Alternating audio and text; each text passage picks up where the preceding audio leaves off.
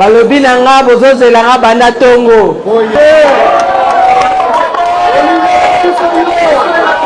ndenge boyebi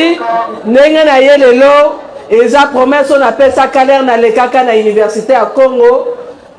na ya poser première pierre ya clinique universitaire ya université wana nyo surtout il faut to sa félicitation na conseil d'administration ya université na recteur parce que bazo sala mosala po bala na biso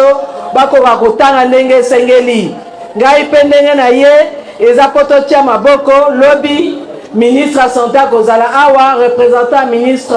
ya enseignement supérieur pe akozala bakozala bango nyonso tuna ngai na conseil d'administration po tokoka koposer première pierre eza parce que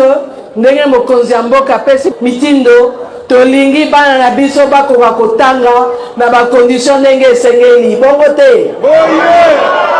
nayebi ke makambo ebele mosusu ezali me mosala ezokende malembe bomoni nzela ya nkamba la route de la passion tozokende nango malembe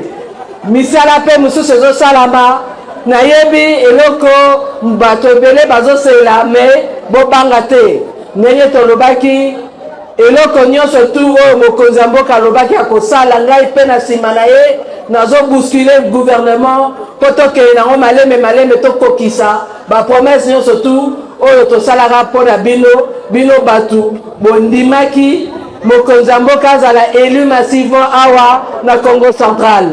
mpo na lelo tosukisi awa nazozela bino ebele lobi lere tokopose première pierre ya université nasengi bino penza merci fiaukidi